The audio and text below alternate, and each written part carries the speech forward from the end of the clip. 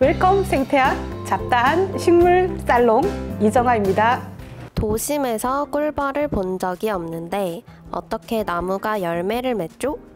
꿀벌은 실제로 수분을 하는 데 있어서 아주 중요한 곤충 중에 하나입니다. 식물에 있어서 암술과 수술 만나게 되는 그 과정들, 열매를 맺게 되는 과정들을 수분이라고 합니다.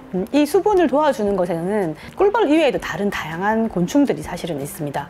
파리 같은 경우에도 이런 의도치 않게 꽃가루를 전달해주는 그러한 역할들을 하기도 하고요. 그리고 뭐 어떤 경우에는 모기가 되기도 합니다.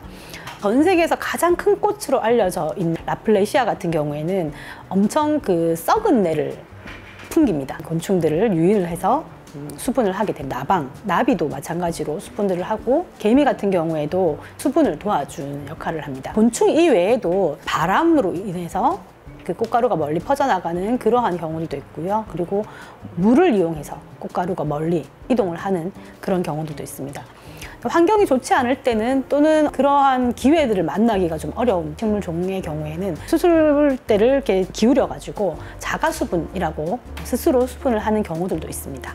꽃을 피우는 식물들, 이것을 현화식물이라고 하는데요. 이 현화식물의 한 80% 이상, 전 세계의 어떤 식물들의 한 그 50% 절반 이상은 다 곤충으로 인해서 실제로 수분이 이루어진다라고 그렇게 알려져 있습니다. 곤충들이 만약에 사라지게 된다면 수분은 상당히 어려워질 거다라고 예상을 할 수 있습니다.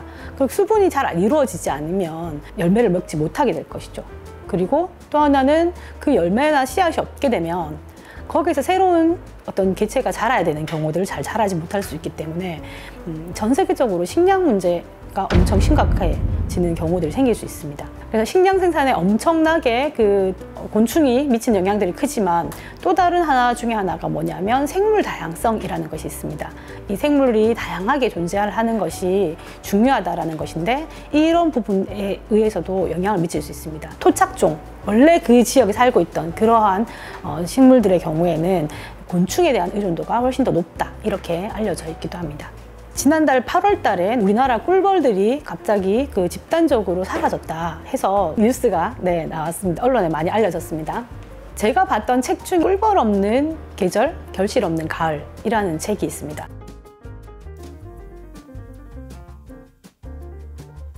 어느 날 그 꿀벌들이 집단적으로 얘들이 갑자기 사라지는 경우들이 발생을 했습니다. 그래서 그 원인들을 이제 이분이 찾아가다 보니 바로 농약 때문이다, 이렇게 결론을 내렸습니다. 이와 다 관련된 그 비슷한 내용들이 최근 이제 학계에서도 발표가 되었습니다. 농약 사용들이 꿀벌을 일단 폐사에 영향을 미친다라는 것과 더불어, 최근 저희는 그 우리나라에 소나무 제선충이라고 하는 그런 큰 병해충들이 소나무를 공격하는 일들이 많이 있었습니다. 그래서 그런 소나무 제선충의 방지를 위해서 살충제 사용들을 많이 해왔던 거죠. 꿀벌의 폐사에 영향을 미쳤을 것이다 라고 하는 내용들이 발표가 되었습니다.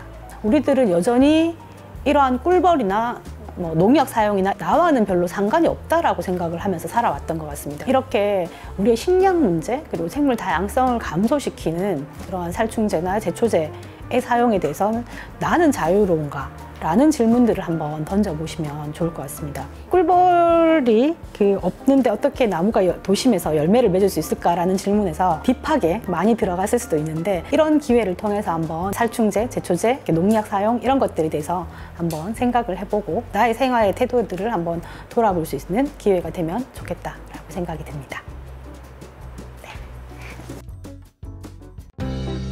네, 다음에 또 만나요. 안녕.